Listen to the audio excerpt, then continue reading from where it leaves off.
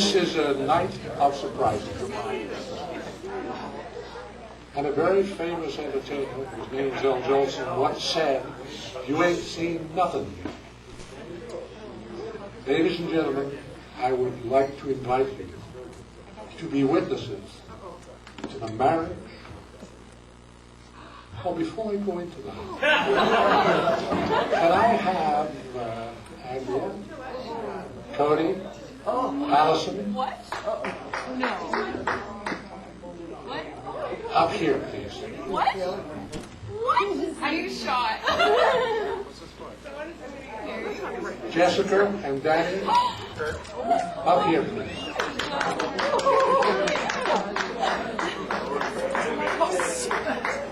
And now, ladies and gentlemen,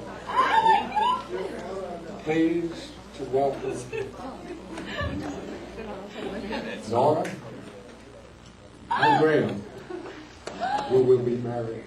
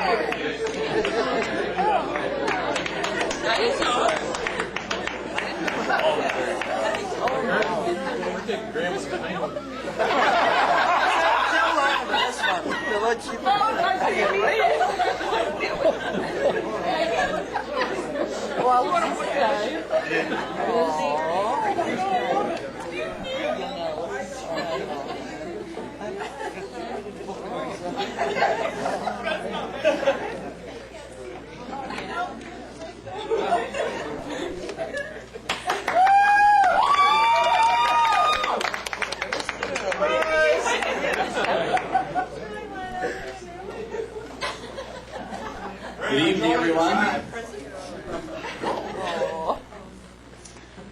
On behalf of Laura and Graham, I would like to welcome you and thank you for being here. You thought this was just a 50th birthday, and it's a whole lot more. My name is Gary Blinch, and I'm from Kettle Creek Weddings.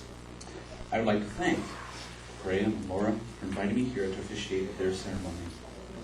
We are gathered here today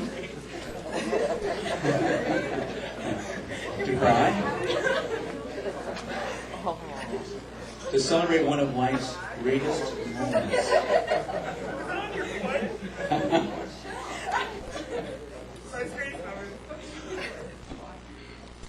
To give recognition to the worth and beauty of love, and to add our best wishes to the words which will unite Laura and Graham in marriage.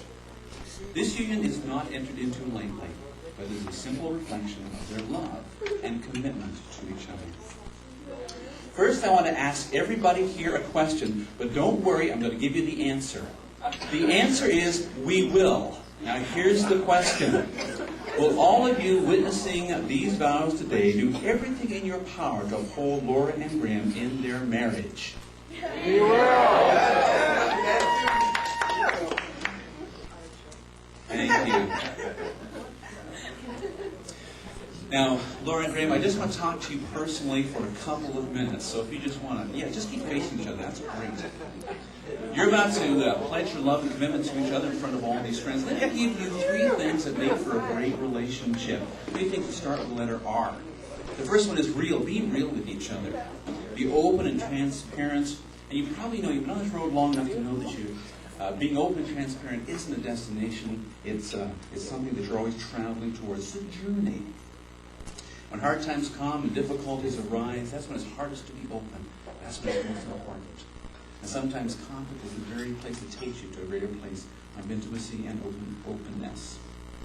You're constantly changing, and you can't read your partner's mind, much to wives' dismay. You read my mind. You forgot my birthday. You forgot my anniversary. And guys, we can be just as bad. We think, hey, how come she doesn't know what I like? How can she interrupt this hockey game? Doesn't she know I like this? We've got to be real with each other and go through these things and learn to just be open and honest and talk about things that are really on our hearts. A second R is respect. Now, Laura, do you know what Graham needs as much as he needs air, the air he breathes? He needs respect. And Graham, do you know what Laura needs as much as she needs the air she breathes? She needs to be loved. And so when either of you does not get what you need from your partner, it's like someone stepping on the air hose. And you begin to deflate on the inside. Laura, imagine an air hose connected from Graham's ears to a tank called respect.